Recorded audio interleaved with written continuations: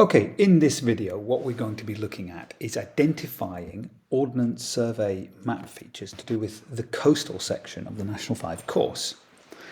Now, we can clearly see that this is a coastal map because we have the sea present, and therefore it's likely we're going to be asked about a range of features that are likely to be present. Now, there are two ways this exam question could appear in a National 5 exam paper.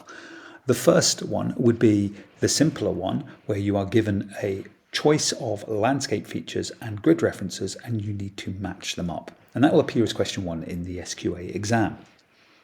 The slightly harder version of that is where you get asked to provide evidence that this is a coastal landscape.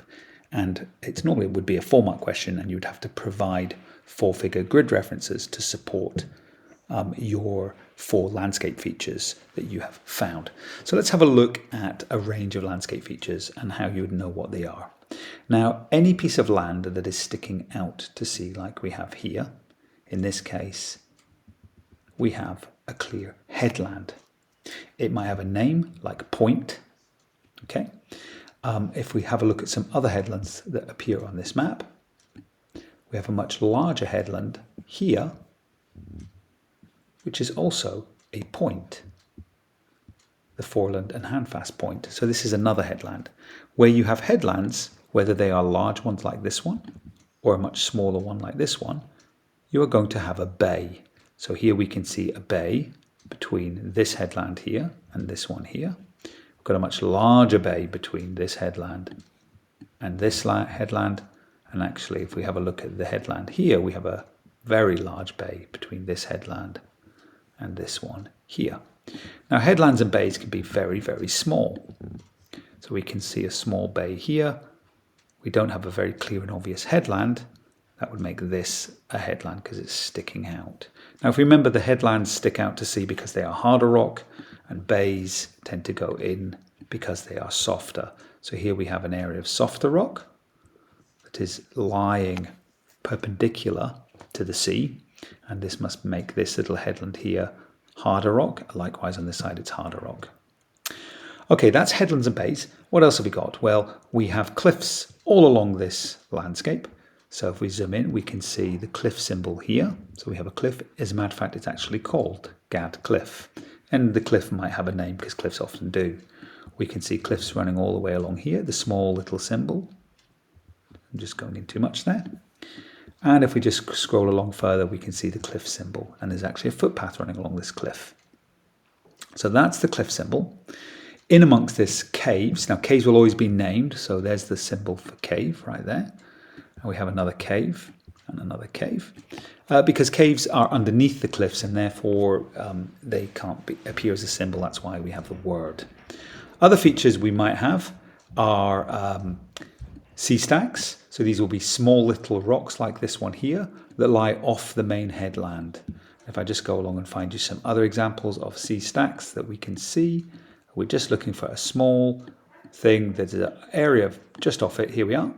These could be little sea stacks that are appearing just off the coast, and there is more sea stacks. Okay, natural arches may have a name. You'd have to have the word arch. This actually is a natural arch, but it doesn't indicate on the map. So if you have a natural arch present, the word arch would appear on your map. Okay, what features have we got left? Well, there are wave cut platforms, which are always features that lie in front of cliffs, which I'm indicating here. So here is the wave cut platform, and behind it is the cliff. So they're really close to each other. They almost look the same, and they are formed obviously together. But there is the cliff, and it's a much harder symbol, as you can see in the wave cut platform. It looks almost like a cloud. So that's another feature. Now, other features not to do with coastal erosion, but to do with coastal deposition. I'm going to indicate those to you. We have beaches, and that would count on a map if you identified a beach. It's a very obvious feature. You might have a sandspit. Now, sandspits, this is a sandspit here.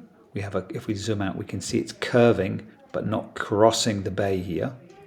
That's a large sandspit that's hooking in.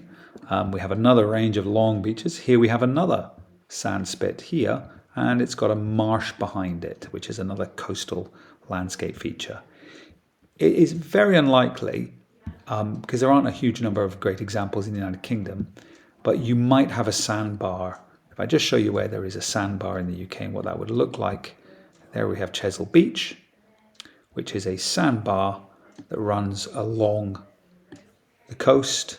There is the lagoon behind it, so there's the actual original coastline, and you can see the sandbar stretching along.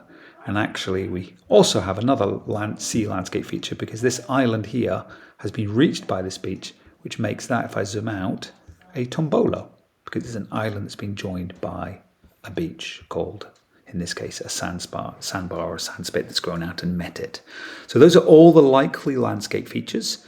You should probably want to practice some maps and see if you can identify a range of these different features. And just to remind you, you're looking for the headland and bay, the cliff and the wave cut platform, the potentially a natural arch, a cave might be marked, a sea stack would just be, it could be named, but it'll be a small little rock just off the coast.